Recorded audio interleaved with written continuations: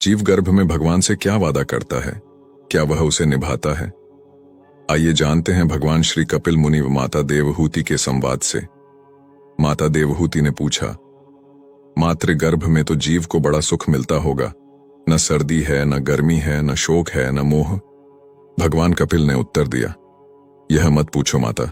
मां के गर्भ में जीव को जितनी वेदना होती है उतनी न पहले कभी हुई थी उसे और न कभी आगे होगी। गर्भवास समम दुहकम न भूतो न भविष्यति। इतना कष्ट होता है। हजारों छोटे छोटे जीवाणु कीटाणु जो मातृ गर्भ में पलते हैं, ये जीव के कोमल त्वचा को काटते हैं। जीव तड़पता है, बिलखता है, पर वहां कौन सुने। यदि मां चटपटी वस्तु का सेवन कर ले तो इसको कष्ट होता है। मां कभी गर्म वस्तु का सेवन कर ले तो इसे दुख पहुंचता है। 7वां महीना आते ही जन्म जन्मांतर के कर्म इसको याद आते हैं और भगवान की स्तुति करने लगता है। तस्योपसन्नम वितु जगदिच्छयातना नातनोर्भुवि चल्ल चरणारविंदम। अर्थात परमात्मा से कहता है कि हे भगवान, एक बार मुझे इस गर्भ से निकालो, गर्भ से बाहर करो प्रभु। आपका ऐसा भजन करूंगा कि फिर कभी गर्भ में नहीं आना पड़े। भगवान कहते हैं, तुम गर्भ में ही स्तुति करते रहो, बाहर आते ही इस कष्ट को तुम भूल जाओगे। जीव कहता है, सत्य कहता हूं, एक बार गर्भ से बाहर निकाल कर देखो, मैं तुम्हें कभी नहीं भूलूंगा। बड़ी बड़ी प्रतिज्ञाएं करता है। 9वां महीना पूर्ण हुआ, 10वां मास आरंभ हुआ और जैसे ही प्रसव की वायु का वेग आया, जीव मातृ गर्भ से तुरंत संसार में आ जाता है। जीव संसार में आते ही प्रभु को भूल जाता है और भक्ति रहित कर्म करके दुख भोगता है। गुरु साधु शास्त्र अनादिकाल से कहते आए हैं, हरि का भजन करो, हरि है तुम्हारा।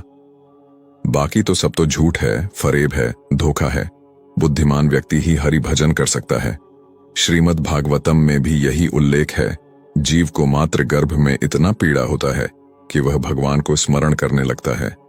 सोचिए कि हमें कोई अगर बंद कोठरी के अंदर 1 महीने के लिए रखेगा तो क्या होगा। हमारा शरीर अनित्य है, पर अंदर जो जीवात्मा है वह कभी नहीं मरता है। क्योंकि जीवात्मा भगवान का अंश है, इसलिए वह भगवान को हर समय स्मरण करता है। परंतु इसे कोई भौतिक शरीर मिलता है और कोई ऐसी जगत में जन्म होता है तो उस जगत के वैष्णवी माया शक्ति के प्रभाव से वो भगवान को भूलकर उनके माया जगत में आसक्त हो जाता है। ऐसे ही जब जीवात्मा मातृ गर्भ में होता है तो वह भगवान को स्मरण करता है। फिर जब वो गर्भ से निकलकर संसार में आते ही उसका कष्ट कम हो जाता है। जीवन का उद्देश्य भूलकर समय को व्यर्थ किए जा रहे हैं। हमें समझना होगा कि जीवन प्राप्त क्यों हुआ है। यदि समय रहते समझ जाएंगे तो उचित ही है, नहीं तो इसी धरा पर प्रेत बनकर घूमना होता है। फिर भटकते रहते हैं और जीवित परिवार के सदस्यों से उम्मीद रखते हैं कि मृत्यु उपरांत वो हमें समय समय पर भोग तर्पण आदि द्वारा देंगे। लेकिन आज समय बदल गया है। आज का मनुष्य तो जीवित माता पिता को सही से नहीं रखता है। मरने के बाद तो कहां से कुछ करेंगे।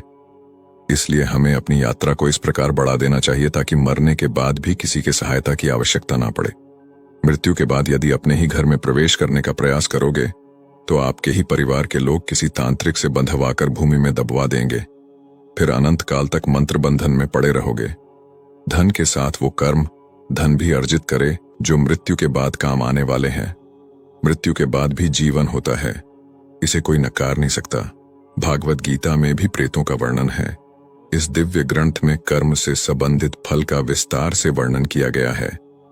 आज समय है, कल तो मात्र पछतावा है।